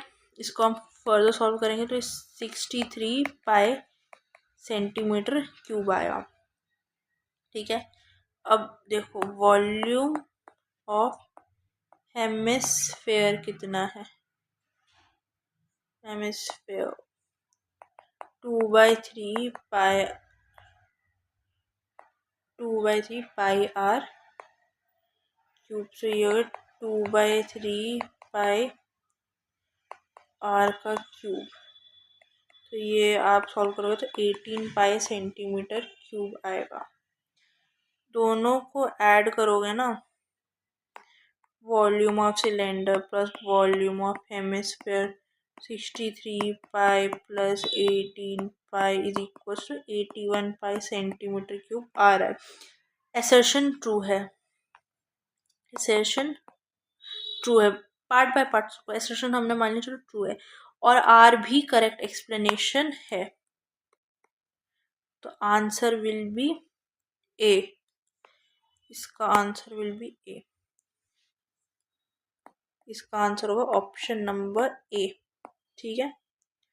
अब ये क्या बोल रहा है, ये हमारा दूसरा क्वेश्चन है, इसमें हमें बोल रहा है कि एसेशन में क्या बोल रहा है, जो क्वाड्रेटिक इक्वेशन है, रुक जाओ दूसरा पेन, जो क्वाड्रेटिक इक्वेशन है x² plus 4x plus 5 has real roots, और क्वाड्रेटिक इक्वेशन रीजन क्या दे रखा है, ये अगर उसकी जनरल फॉर्म है और ए अगर इज नॉट इक्वल टू 0 तो हैज रियल रूट्स, और जो 20 करेगा 4ac होगा, ठीक है। देखो जो रीज़न है वो तो सही है कि जो ax², हाँ जो जनरल फॉर्म ऑफ इक्वेशन है 0 है और उनके रियल रूट्स भी होंगे, जो डिस्क्रिमिनेंट होगा, ये हमें रीज़न तो हमें ट्रू दे रखा है, लेकिन जो हमारा एसर्शन है वो फॉल्स है, क्योंकि देखो x² प्लस 4x जो है इज इक्वल टू 0, उसके रियल रूट्स हैं फॉर दिस इक्वेशन। अगर a हमारा यहाँ पर जैसे 1 है, b की वैल्यू 4 है, c की वैल्यू 5 है, जो डिस्क्रिमिनेंट होगा ना, अगर हम उसको कैलकुलेट करेंगे तो वो -4 आ रहा है, राइट, हमारा -4 आ रहा है, जो कि 0 से कम है। जो इक्वेशन है ना हमारी, उसकी कोई रियल रूट्स है ही नहीं, अगर आप इसकी डिस्क्रिमिनेंट कैलकुलेट करोगे इसके रियल रूट्स है ही नहीं, तो यहाँ पर हमारा जो है जो एसर्शन है ना वो फॉल्स है, रीजन जो है वो ट्रू है।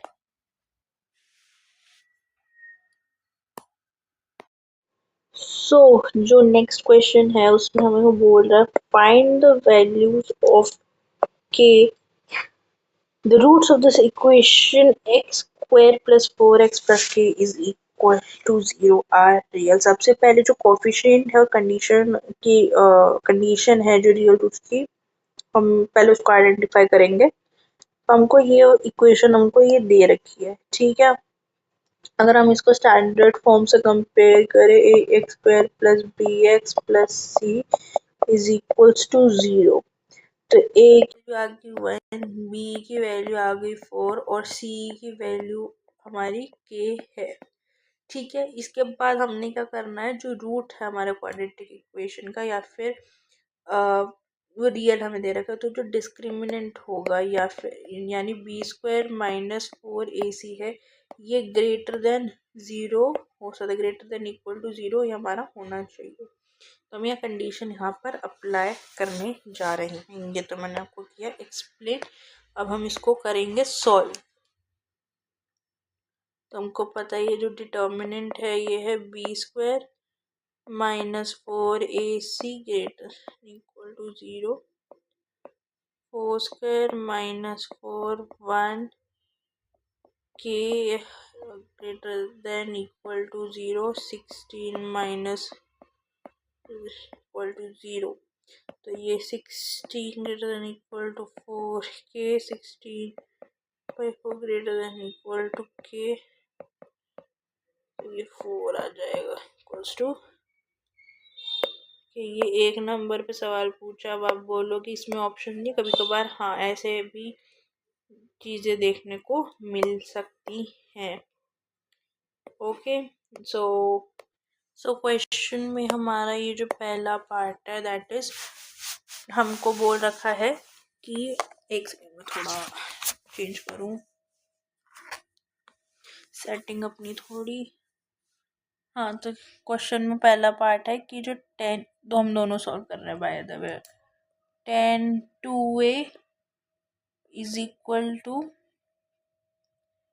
कॉट a माइनस 24 डिग्री, हमें इसको सॉल्व करना है। तो हम यहाँ पर ट्रिग्नोमेट्रिक आइडेंटिटीज का यूज करेंगे। ट्रिग्नोमेट्रिक आइडेंटिटीज के साथ हमने इसको करना है सॉल्व। ओके,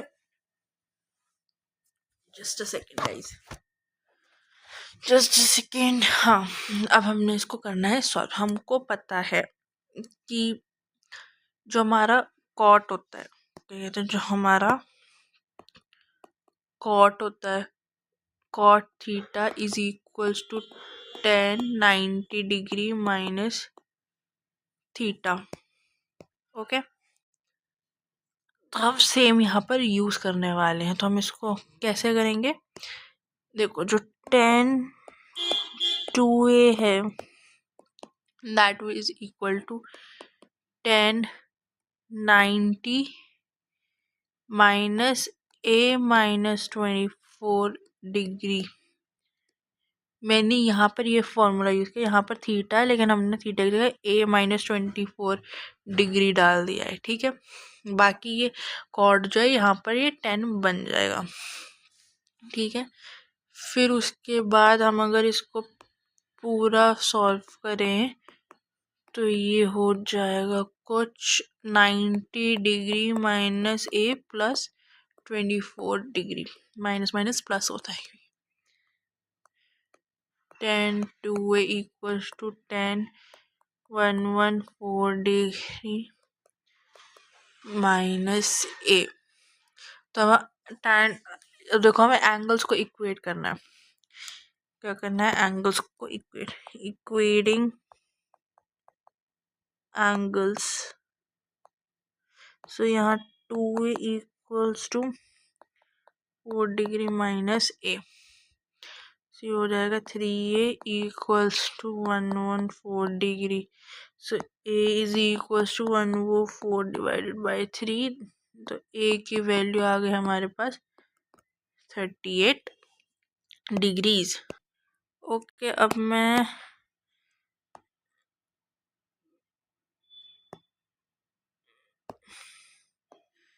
यहाँ पर एक ऐड करते हैं हम पेपर, और जो दूसरा पार्ट है क्वेश्चन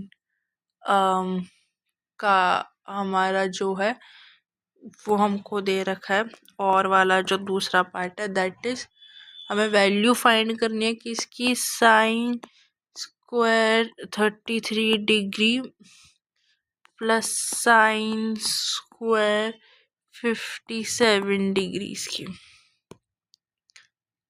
ठीक है, अब हम इसको कैसे सॉल्व करेंगे, हम कॉम्प्लीमेंट्री एंगल की आइडेंटिटी यूज़ करेंगे, जिसका मतलब क्या है, हम जैसा अगर हमारा साइन थीटा है हम उसको कॉस 90 डिग्री माइनस थीटा, जैसे हमने पहले वाले क्वेश्चन में देखा, हमने उसको उस तरीके से भी लिख सकते हैं। तो जो हमारा साइन 57 डिग्री है ना, उसको मैं किस हिसाब से लिख सकती हूँ, मैं उसको लिख सकती हूँ cos 90 degree minus 57 degree is equals to cos 33 degree. ठीक है, अब ये जो एक्सप्रेशन है वो हमारी बन गई sine square 33 degree plus cos square 33 degree. अब हमें पता है कि अगर sine square theta plus cos square theta हमारा ये 1 होता है, तो इस पूरे एक्सप्रेशन का आंसर भी 1 होगा। ठीक है, ये भी हमारा काफ़ी इजी आंसर था। ओके गाइस, सो जो नेक्स्ट क्वेश्चन है वो हमको कह रहा है कि हमें एक रैशनल नंबर बताना है रूट 2 और रूट 3 के बीच में। ठीक है, फाइंड अ रैशनल नंबर, तो वो रैशनल नंबर कुछ भी हो सकता है। तो देखो कैसे लिखना है हमें, ऑप्शन वाला क्वेश्चन नहीं है नहीं, तो हमें ऑब्वियसली थोड़ा स्टेटमेंट वगैरह करके लिखना पड़ेगा, तो हमें पता है। तो ये अप्रोक्सीमेट हमारी जो वैल्यू रहती है ऑफ √2 इज 1. अच्छा रुक जाओ एक सेकेंड, 1.414, और जो हमारी है अप्रोक्सीमेट वैल्यू ऑफ √3 इज 1.732। हमको पता है एक रैशनल नंबर जो है वो नंबर होता है that can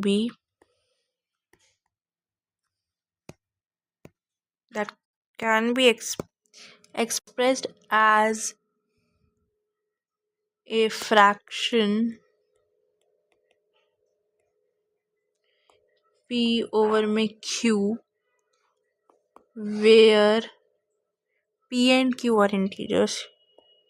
P and q are integers and q is not equal to 0. तो यानी कि हमें एक ऐसा नंबर चाहिए, मैं लिख देती हूँ, बाई चांस तुम लोग बाद में नोट्स देखोगे तो तुमको ईजी हो जाए। We need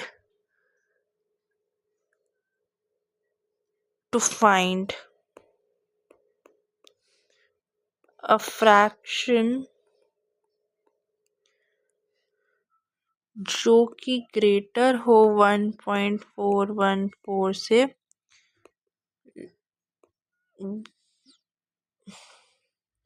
but less than हो 1.732 से। One such number is 1.5। देखो 1.414 से 1.5 1.732 आ भी रहा है, और हम इसको ना 3/2 से सिग्निफाई करते हैं, तो आंसर इज 3/2।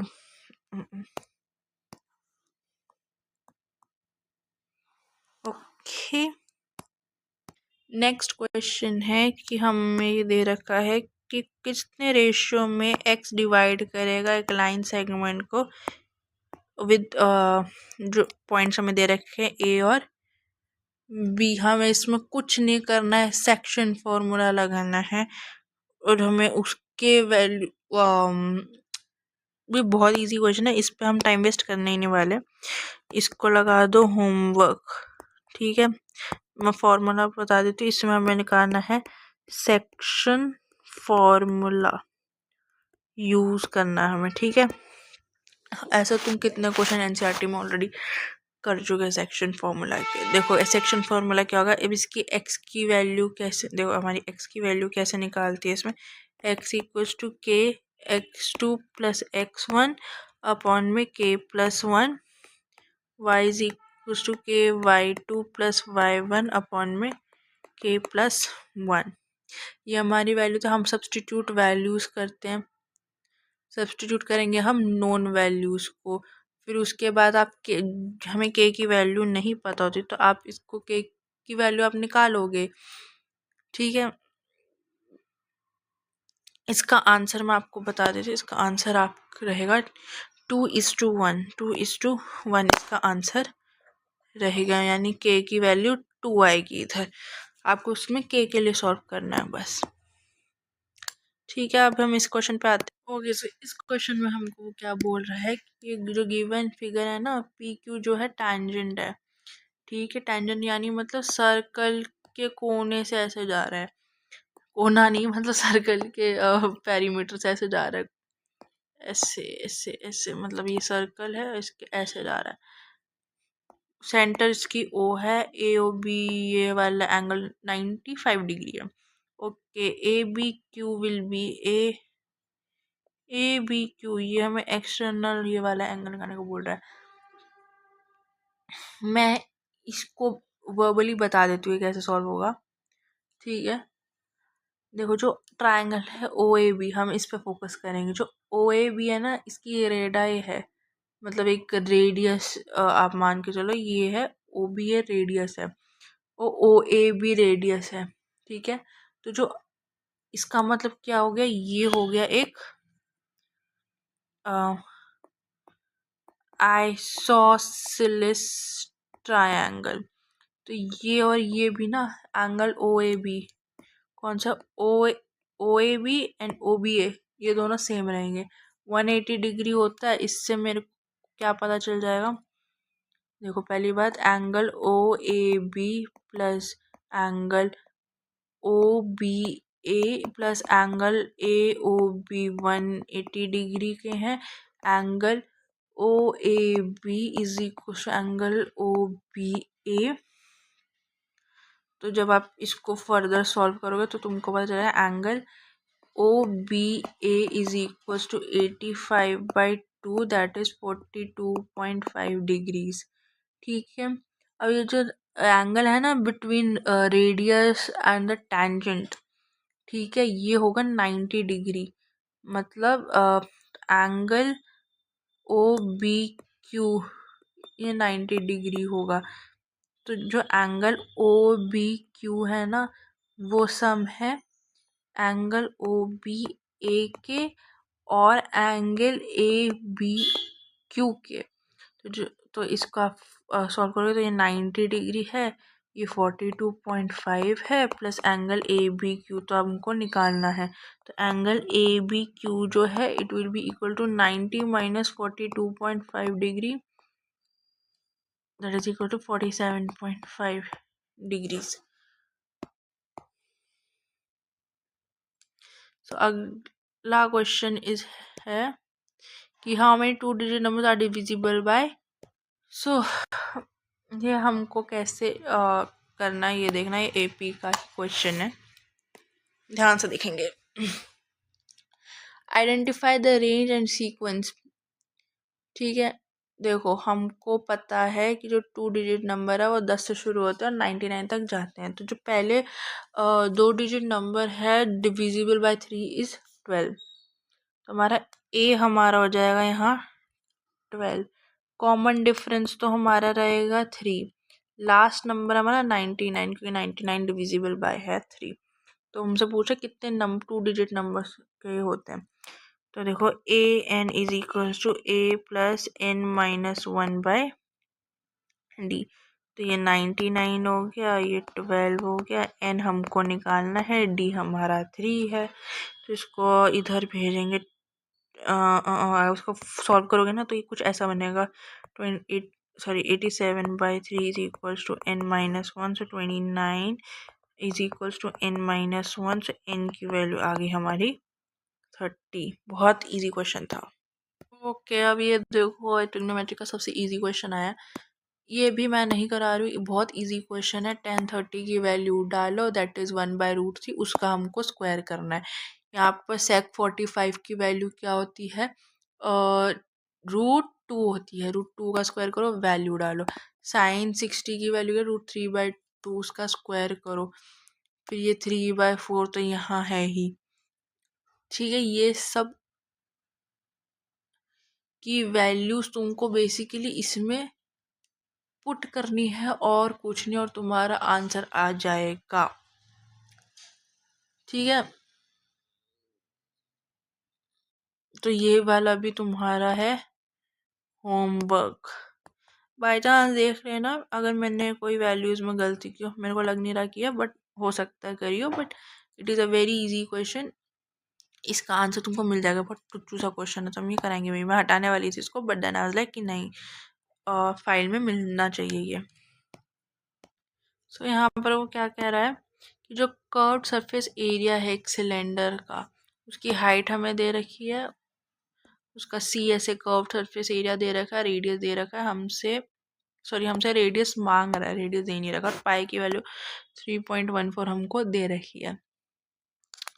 तो देखो curved surface area of cylinder सबको पता होना चाहिए। C S A of cylinder कितना होता है, वो होता है हमारा 2πr/h। ठीक है, 2πr/h है। वैल्यूज जो अननोन है उसको अननोन रहने दीजिए, बाकियों की वैल्यूज आप डालिए। 94.12, 94.2 sorry 2 into 3.14 into R into H.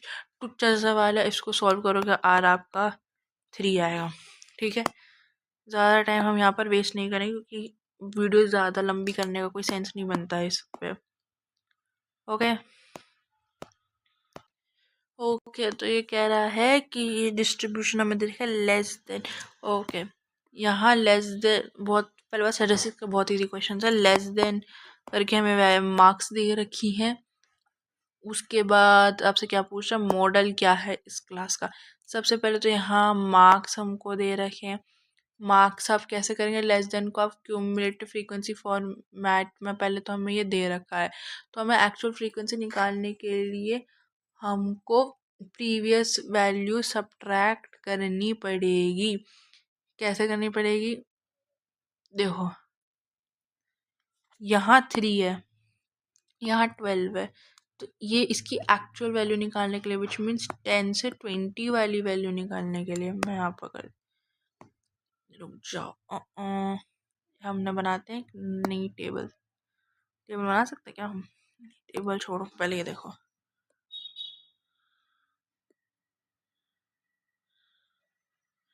इसमें आ जाएगा। ओ 5% बैटरी। ओके, तो ये हमारी टेबल बन जाएगी, या फिर इसको वर्टिकली बनाते हैं ना। कहाँ गया यार।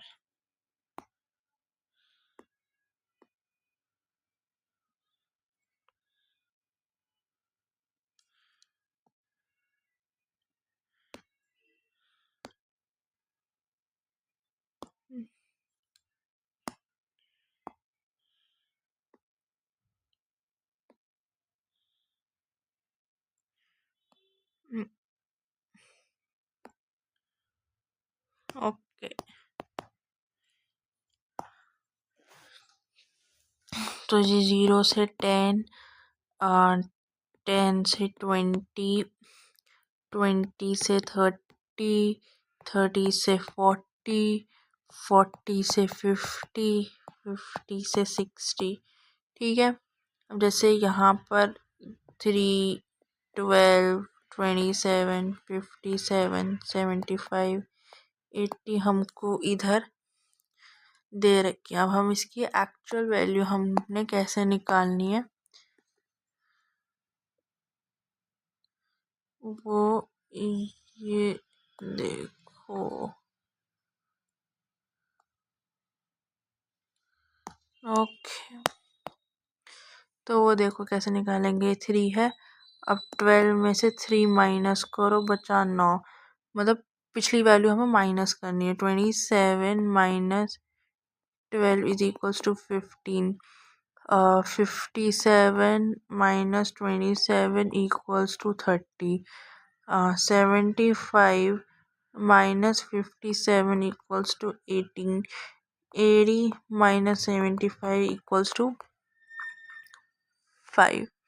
ये हमको दे रखी है। अब आइडेंटिफाई द हाईएस्ट फ्रीक्वेंसी, किसकी हाईएस्ट फ्रीक्वेंसी हमारी है 30 की। हमारी हाईएस्ट फ्रीक्वेंसी है हमारे यहाँ 30 की।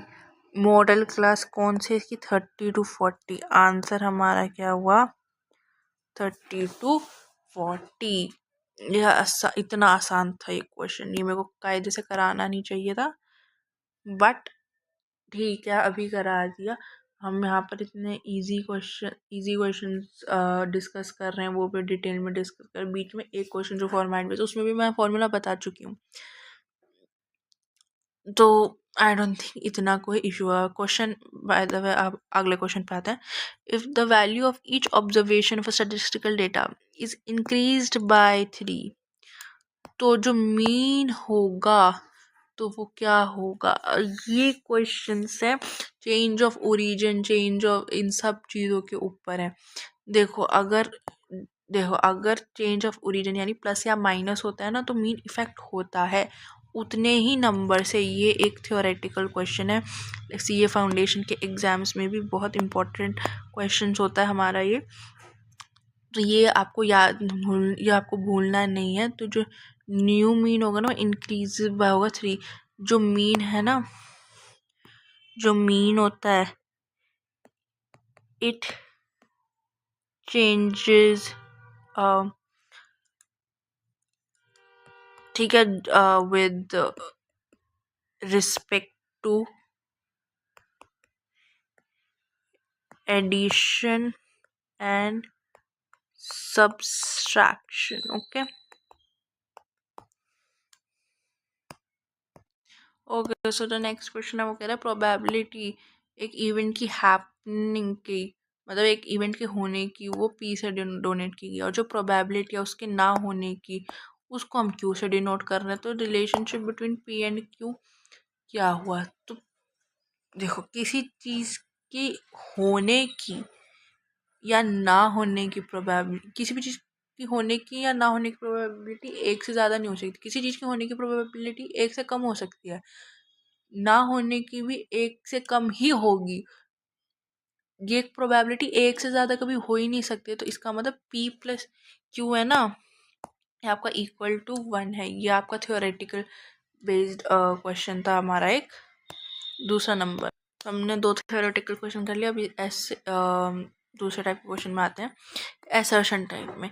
एसर्शन कह रहा है जो पेरीमीटर है of a triangle A B C is a rational number. ठीक है, रीज़न क्या है? जो सम है स्क्वायर का of 2 rational numbers is always rational. देखो, ए सी, ए बी, बी सी दे रखा है। ए बी हमारा 2 है, ए सी बी सी हमारा 3 सेंटीमीटर। हमको पता है कि A C square equals to A B square plus B C square. ये पाइथागोरियन थ्योरम से है हमारा। ए सी का जो स्क्वायर होगा ना, ए सी का ए सी की वैल्यू हमारी है √13। रुको रुको रुको, √13। ठीक है, और जो पेरीमीटर हुआ ना ए, तो पेरीमीटर इसका हो गया 5 प्लस √13। ये हमने कैसा निकाला? बाय पाइथागोरियन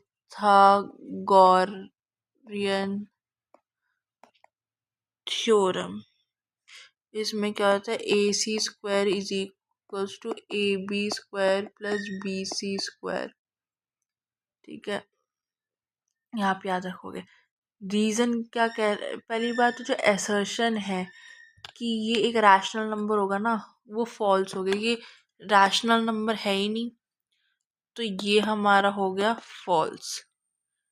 ठीक है, तो हमारे पास एक ही ऑप्शन बचता है कि अगर एसर्शन ही फॉल्स आएगा तो हमारे पास एक ही ऑप्शन मतलब A is false, R is true. लेकिन फिर भी हम रीज़न पढ़ेंगे।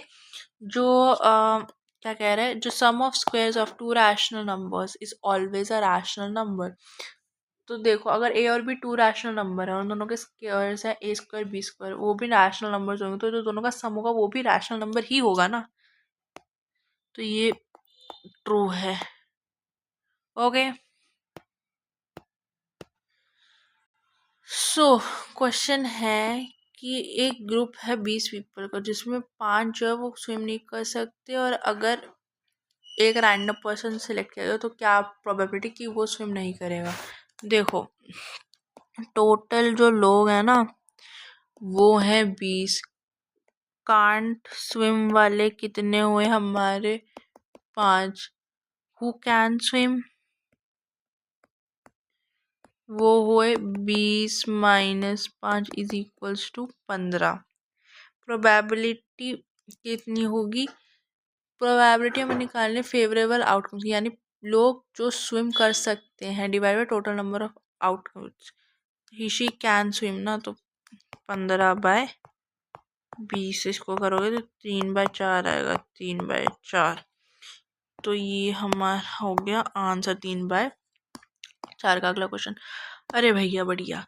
तो इससे हमारा 1 मार्क्स के क्वेश्चंस हुए ख़त्म। आपको इसकी पीडीएफ हमारे टेलीग्राम और व्हाट्सएप चैनल पे मिल जाएगी, जो कि डिस्क्रिप्शन में है, आपको आसानी से मिल जाएगा। आपको ये वीडियो अच्छी लगी हो लाइक कीजिए, सब्सक्राइब कीजिए चैनल को, कमेंट कीजिए आपको अच्छी लगी हो नहीं लगी, आपको क्या नेक्स्ट चाहिए वीडियोज़ में, क्या चीज़ हम बेटर कर सकते हैं, आपको हमें सब बता चाहिए। तब तक के लिए बाय।